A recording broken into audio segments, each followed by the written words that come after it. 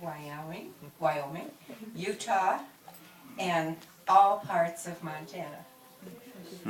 I hope I didn't miss anyone, but I so appreciate you all coming. Thank you. Nothing made Chuck happier than to be able to entertain his family and friends. So I am sure that he has a big smile today seeing you all here. This ranch is yet again the setting of so much love and friendship as it was countless times during his life. As most of you know, Chuck grew up on this very ranch. The first time I came here was shortly after we were engaged. At one point, Chuck was giving me a tour around the ranch, and all of a sudden he looked at me and took my hand and said, "Isn't it beautiful?" It was February 1962.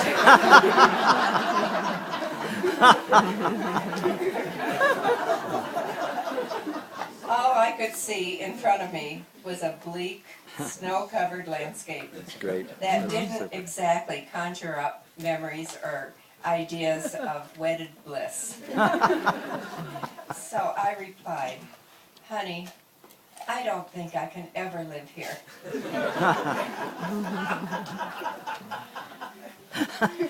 In his typical accommodating manner, Chuck said, "We don't have to. If we do come back to Montana, we can live in Billings." And that's exactly what we did. But we came back to the ranch every chance we got, and I grew to truly love this place. He was right. It truly is beautiful, and he made it even more so. There was fishing, hunting, swimming, floating the river, and riding horses. Later, Chuck added the pool, the big swing, the pond, Tuffy, the playhouse, and made it truly a favorite place for everyone. The kids called it a paradise. My dear friend Lois Ann Nordsdog said it's just a big playpen. My daughter-in-law's father best summed it up for me, the fun place that Chuck had created down here, when he once said, "If there is another life, I want to come back as one of Chuck's grandsons." Chuck loved having parties here and seeing people enjoy the ranch. Later, he added a landing strip out in the pasture, and some of you have used it. Chuck was always thrilled to hear an airplane circling overhead and landing out there.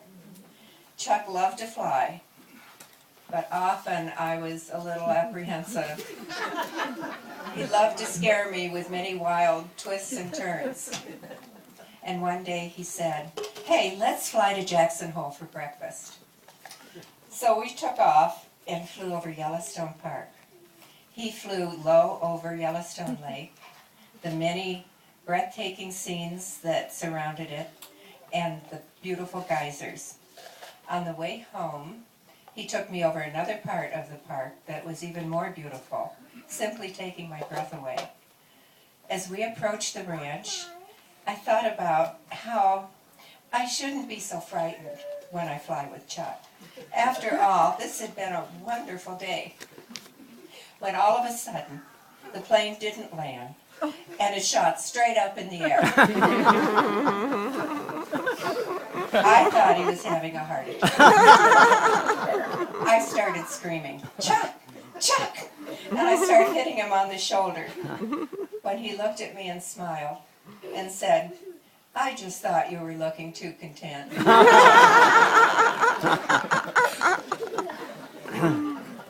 It was never dull flying with this man. It was never dull living with this wonderful man. It has been a blessing to have shared most of my adult life with him. One of the beautiful aspects we have always loved about living in Lodge Grass are the native people and their culture. Chuck had childhood friends among the Crows, and they soon became my friends also. We loved their fairs, their powwows, their parades. One time they even had a sun dance down at the end of this pasture. At night, Chuck and I would lie in bed listening to their chanting and their drums. It is such a beautiful memory. I can still close my eyes and hear their voices rising into the air, singing their ancient chants and hymns.